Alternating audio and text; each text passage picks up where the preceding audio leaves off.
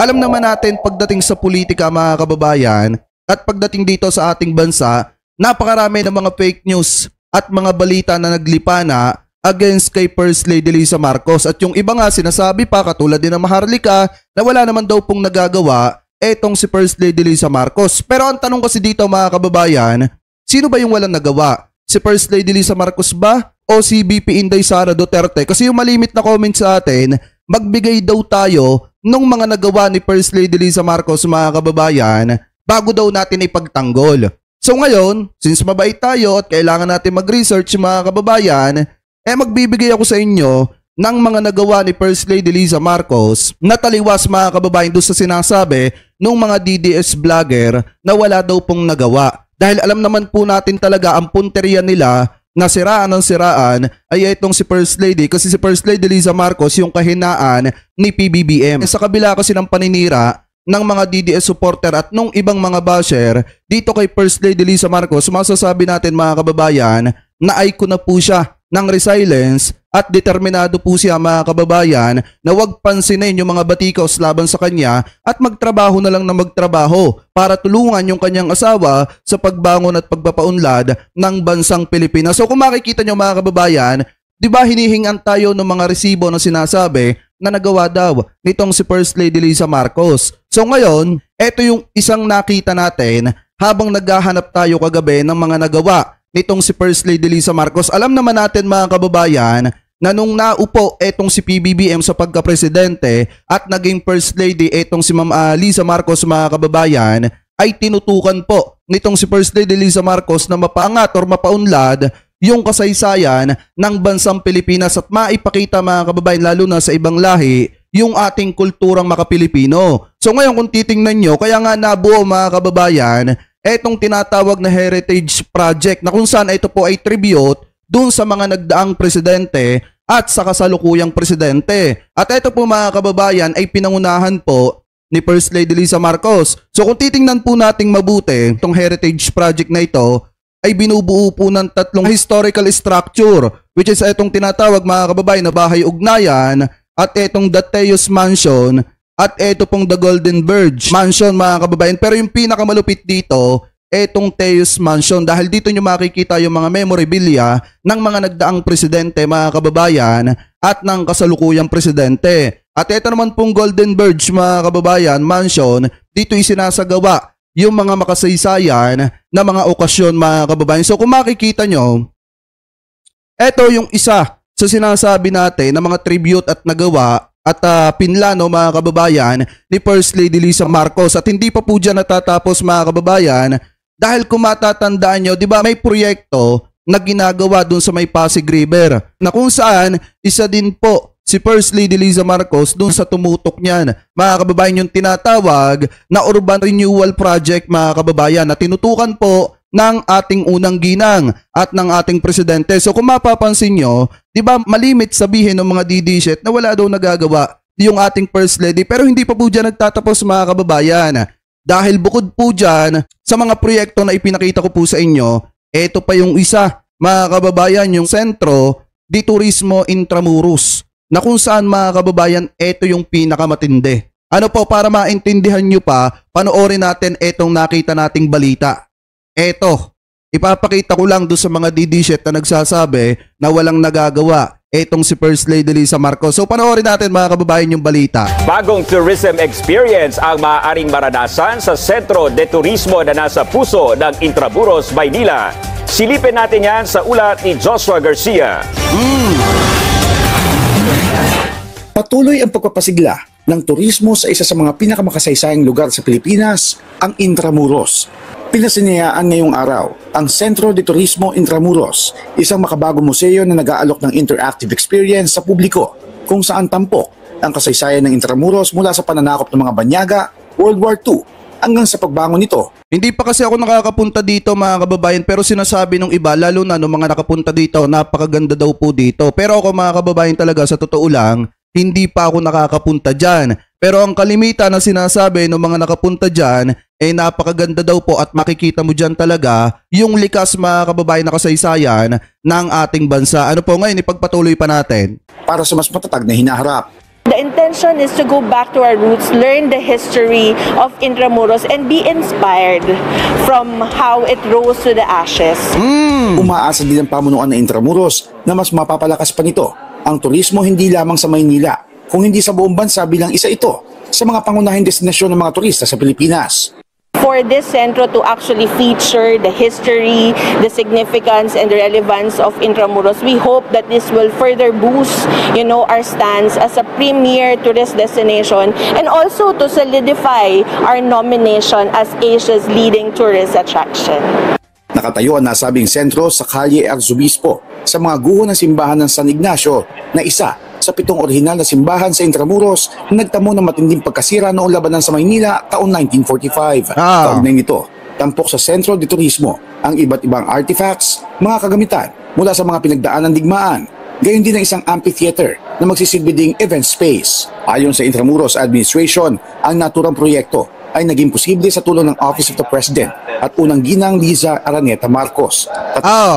Biruin nyo mga kababayan, yung proyekto pong yan na isakatuparan sa tulong po ng Office of the President mga kababayan at ng opisina ng unang ginang. Tapos sasabihin lamang ng mga didishit na wala daw pong nagagawa yung ating unang ginang. Kaya pala kung mapapansin nyo mga kababayan, ganun na lamang po yung pagsasalita ni PBBM na dapat tutukan ng sekretarya ng DepEd na maituro mga kababayan sa mga kabataan yung totoong kasaysayan ng ating Pilipinas. Kasi nga naman mga kababayan, marami sa ating mga kabataan ang nakakalimutan na yung kasaysayan po ng ating bansa. Kaya kung mapapansin nyo, doon sa salita ni PBBM, ganun-ganun na lamang po yung pagsabi niya sa sekretarya ng DepEd, which is dito kay Senator Sani Angara, na tutukan na maituro sa mga kabataan at maipaalam yung totoong kasaysayan ng ating bansa. Kasi nga mga kababayan, medyo nakakalimutan na ng mga kabataan yung kasaysayan ng ating bansa sa panahong ito ngayon. Ano po, ngayon ipagpatuloy pa natin. Ito ang Department of Tourism at iba pang ahensya ng pamahalaan. We want to make it more experiential. So we want to bring people to really experience how it was before, make it more engaging. That's actually a special request also of the First Lady, that she wants Filipino people to have a place where it's interactive and something that we can showcase to the world that we have something like this. Samantala, ayon sa pamunuan ng Intramuros, target nilang buksan ang Sentro de Turismo Intramuros itong papalapit na Miyerkules, ika-12 ng Hunyo, kasabay ng Araw ng Kalayaan. Joshua Garcia, para sa Pambansang TV sa Bagong Pilipinas. So yan yung isa mga kababayan sa sinasabi natin na nagawa ng ating First Lady. Ano po, dahil mga kababayan kung tutuusin, napakahalaga talaga na maipakita at maipaalam, especially sa mga kabataan, yung kasaysayan ng bansang Pilipinas para may idea sila mga kababayan kung ano nga ba yung pinoprotektahan at ipinaglalaban ng ating gobyerno. At sa tulong po nito mga kababayan, bukod sa nakakaakit sa mga turista, maiipakita rin sa mga kabataan yung totoong kasaysayan ng Pilipinas. Ano po ngayon mga kababayan? Baka sabihin ng mga didishit, wala pang nagagawa. Eto pa mga kababayan, base sa pagre-research natin kagabi, nakita pa natin etong mga balitang ito na kung saan pala, bukod pala dyan mga kababayan, sa pagpapatayo at pagtutok ng ating First Lady na maipakita sa sambayan ng Pilipino, especially sa mga dayuhan, yung kayamanan at kasaysayan ng bansang Pilipinas, meron din po pala na ginagawa itong si First Lady mga kababayan na kung saan umiikot sa iba't ibang lugar dito sa Pilipinas para ipamahagi yung tinatawag na Love for All. Mga kababayan, na kung saan ang nilalaman po nito, Love for All, mga kababayan, which is yung pagbibigay ng tulong pinansyal at pagbibigay ng tulong medikal. Mga kababayan, which is, yan po mga kababayan yung tumutulong na kung saan, eto pa nga, nabalita pa nga itong ng mga nakaraang buwan na nagdi-distribute ng 2,000 pesos financial assistant sa mga pamilya at food pack. Ang nabigyan po niyan is nasa 2,300 beneficiaries. Tapos ang pinakamalupit pa niyan mga kababayan, marami sa mga kababayan po natin ang nabigyan ng assistant medical dito po sa ginagawang ito na Love for All in, mga kababayan ni First Lady Liza Marcos. Kasi kung matatandaan nyo, yan po ay naganap mga kababayan sa Subic, sa Baguio, sa Bacolod, meron pa sa Zamboanga, at saka mga kababayan, dito po sa Tacloban. Kaya nga kung titingnan nyo mabuti, di ba sinasabi nung iba, wala daw nagagawa. Etong si First Lady Lisa Marcos, ano to? Ano yung mga nakikita natin na mga resibo mga kababayan at mga article na kung saan umiikot pala sila. Ngayon ko lang din to nakita mga kababayan, etong mga article na ito nung hinamon ako ng isang DD Shoot supporter na maghanap daw ako ng mga nagawa nitong si First Lady Lisa Marcos. At sa paghahanap natin mga kababayan, nakita natin etong mga balitang ito na kung saan eto pala po mga kababayan ay namimigay ng mga healthcare hindi lamang po sa mga senior citizen mga kababayan, kung hindi pati sa mga kababayan po natin dyan sa mga Tacloban, sa mga Bacolod mga kababayan at sa mga taga Zamboanga na talagang iniikutan ng ating First Lady para bigyan ng tulong medikal. Mga kababayan, ano po, kaya yung mga DD-shoot dyan na nagsasabi na wala daw nagawa yung ating First Lady, di sana wala tayong nakitang balita mga kababayan na walang ganito, walang ginagawa yung ating First Lady. Kaya nga sabi ko sa inyo, saglip na bumatikos kayo, bakit hindi na lang kayo makiisa mga kababayan dun sa ginagawa ng ating administrasyon para sa ikabubuti ng bansang Pilipinas. Tingnan nyo sa kabila ng mga batikos, nung mga DD-shit at paggawa ng kwento ni Maharlika laban po sa ating First Lady at sa ating Presidente mga kababayan, tahimik lang pala na gumagawa etong ating First Lady ng kanyang trabaho para tulungan ang mga kababayan po nating Pilipino.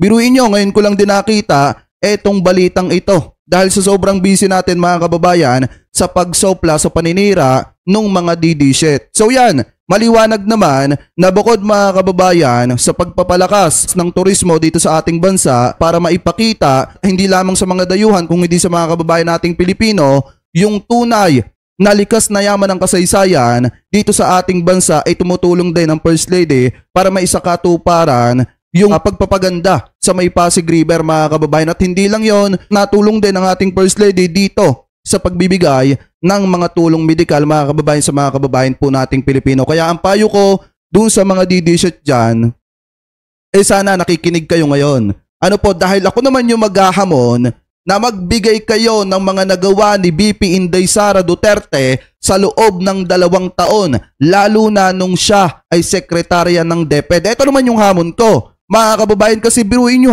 yung hamon sa atin ng mga DD-shit supporter na nagme-message, nagko-comment sa ating mga comment section na magpakita tayo na nagawa ng ating First Lady at ng ating Presidente mga kababayan. Etong ipinakita ko sa inyo, hindi pa yan yung lahat ng nagawa ng ating First Lady. Yan mga kababayan, yan pa lang yung pambungad natin. Dahil kung ipapakita ko sa inyo lahat, baka abutin tayo hanggang bukas. Lalo na kung isasama pa natin yung pagkakasali ni First Lady Lisa Marcos bilang Vice Admiral, mga kababayan, ng Philippine Coast Guard. Kung iisa-isahin pa natin yon, baka abutin tayo hanggang bukas. Biruin nyo bukod pa dito, yung ating First Lady sumali mga kababayan bilang Vice Admiral ng Philippine Coast Guard. Samantalang yung Vice Presidente ng mga DD-shit, no comment pagdating sa issue ng West Philippine Sea. So ngayon kung titingnan po nating mabuti, parang mas may nagawa pa si First Lady Lisa Marcos kaysa sa pangalawang Pangulo ng ating bansa mga kababayan. Kaya dun sa mga DD-shit dyan na naghamon sa atin, ako naman ang maghahamon sa inyo.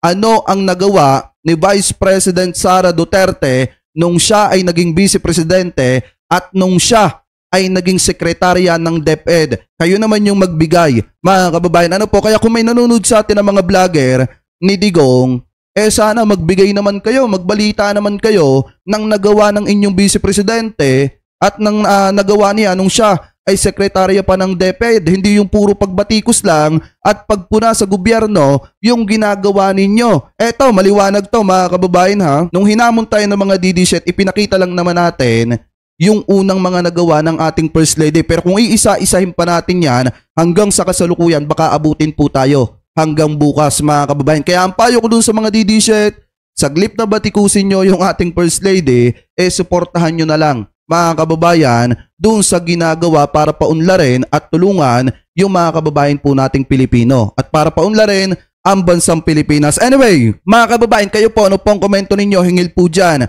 Comment below na lamang po kung ano po masasabi nyo. Hingil po dyan sa balitang yan.